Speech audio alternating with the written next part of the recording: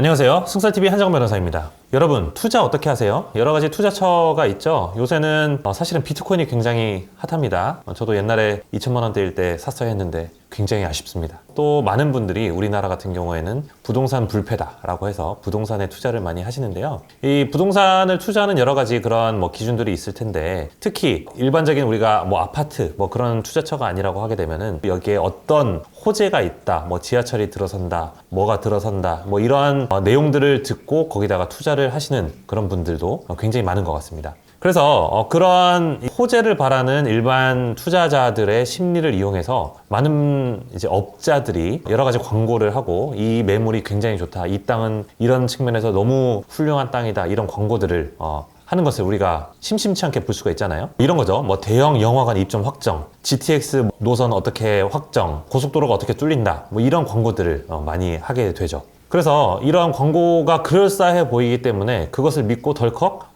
토지 매매 계약이라든지 그런 것들을 체결을 하게 되곤 합니다. 그런데 체결하고 시간이 지나면서 보니까 개발 사업이 이루어지지 않는 거예요. 그래서 찾아보니까 실질적으로 그때 광고했던 그런 내용들, 어떤 개발 호재가 있다는 것들이 허위였던 것을 알게 되는 것이죠. 이런 것들이 실질적으로 지금 사회에서 굉장히 문제가 되고 있습니다. 이런 경우와 관련된 해결 방법으로는 우리가 민법상의 사기나 착오 취소 같은 경우를 통해서 분양계약을 해제를 하는 그런 방법도 검토해 볼 수 있지만, 오늘은 표시광고법과 관련해서 좀 말씀을 드리려고 합니다. 정식 명칭은 표시광고의 공정화에 관한 법률인데요. 여기서는 보통 우리가 표시광고법이다 이렇게 얘기를 많이 하고요. 편의상 오늘 마찬가지로 표시광고법이다 그렇게 말씀을 드리도록 하겠습니다. 보통 이 표시광고법 위반이 문제되는 사건의 주된 쟁점은 뭐냐면, 사실과 다르게 광고를 했는지 여부하고, 그리고 사실을 지나치게 부풀려서 광고했는지, 이 두 가지 요건이 주된 쟁점 사항으로 문제가 되고 있는데요. 여러 가지 그런 사례들이 있지만 대표적으로는 아파트 분양 계약을 체결을 했는데, 그 분양 과정에서 모든 동이 지하 주차장과 연결이 되어 있다라고 광고를 했음에도 불구하고 내가 사는 동이 가령 지하 주차장과 연결이 되어 있지 않다라든지,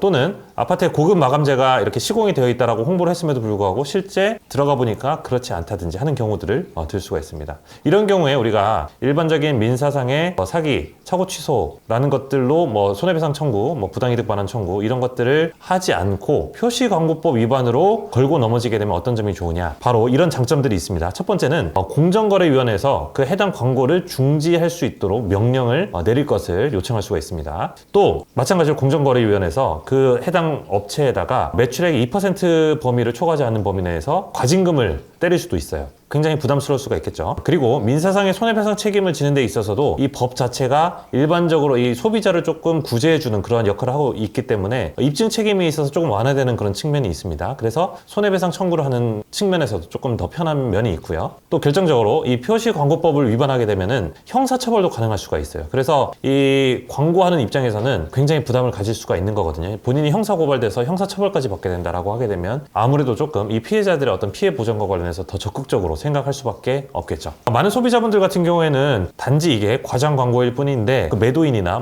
분양자 아니면 기타 어쨌든 그 상대방에게 어떤 법적 책임을 물을 수가 있겠어? 라고 생각하시는 그런 분들도 많이 계신 것 같습니다. 이 표시광고법을 통해서 얼마든지 법적인 책임을 추궁할 수가 있고, 또 상대방이 압박을 느낄 소지가 있으니까요. 소극적으로 생각하지 마시고 변호사 상담을 받아보셔서 권리구제 절차를 밟아보시는 것을 권해드립니다. 네, 감사합니다. 다음 시간에 또 찾아뵙겠습니다.